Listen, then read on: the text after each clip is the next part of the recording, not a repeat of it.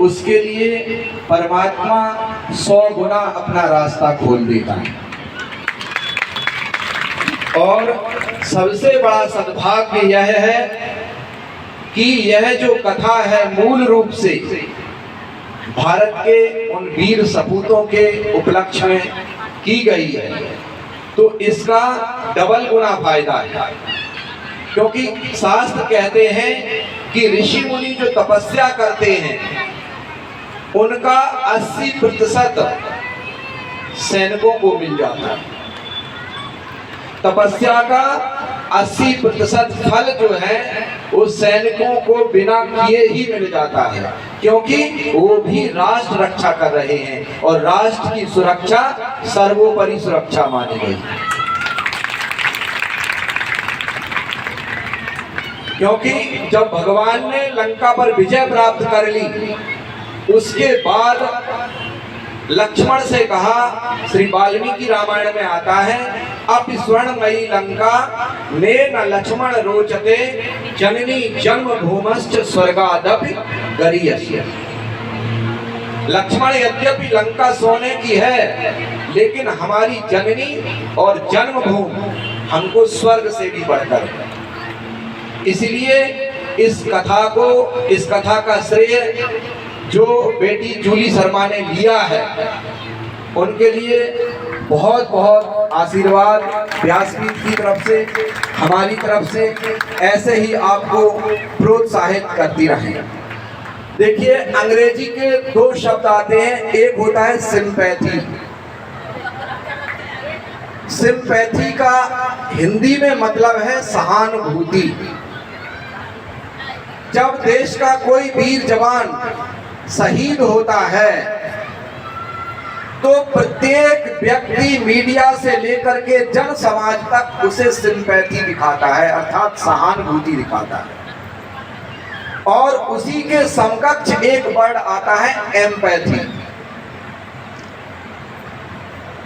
Empathy का मतलब होता है समानुभूति। सहानुभूति तो प्रत्येक व्यक्ति में हो सकती है, लेकिन जो समानुभूति की अवधारणा रखता हो, कहते हैं कि ऐसे व्यक्ति के पूर्वज स्वर्ग में भी नृत्य करते हैं।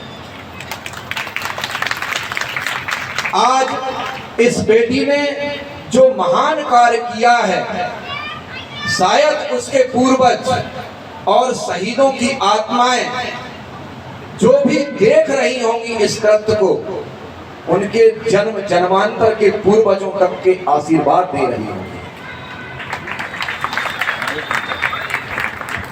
आज बहुत कम ऐसी बेटियां हैं, ज्यादातर अब हमारा समाज बेटियों के पक्ष में हो रहा है। एक कविता तिवारी है हमारे यहाँ की कवि, उनकी कुछ चंद्र पंक्तियां हैं। जिम्मेदारियों का बोझ परिवार पे पड़ा तो ऑटो रिक्शा ट्रेन को चलाने लगी बेटियां। जिम्मेदारी का बोझ परिवार पे पड़ा तो ऑटो रिक्शा ट्रेन को चलाने लगी बेटियां। साहस के साथ अंतरिक्ष तक भेद डाला, सुना वायुयान भी उड़ाने लगी बेटियां। और कितने उदाहरण ढूंढ करके मैं लाऊं, अब हर सरकार क्षेत्र आजमाने लगी बेटियां। और वीर की शहादत को अर्थी को कांधा देने अब शमशान तक जाने लगी बेटियां। अब शमशान तक जाने लगी बेटियां। तो आज जो भी भारत की बेटियां हैं हमारे इस उद्बोधन को सुन रही हों, कृपया करके ऐसे कार्य के लिए आपको जागरूक होना चाहिए, क्योंकि हमारा भारतवर्ष ऐसे मिट्टी से बना हुआ है। इस मिट्टी का एक अलग ही ऑरा है साहब।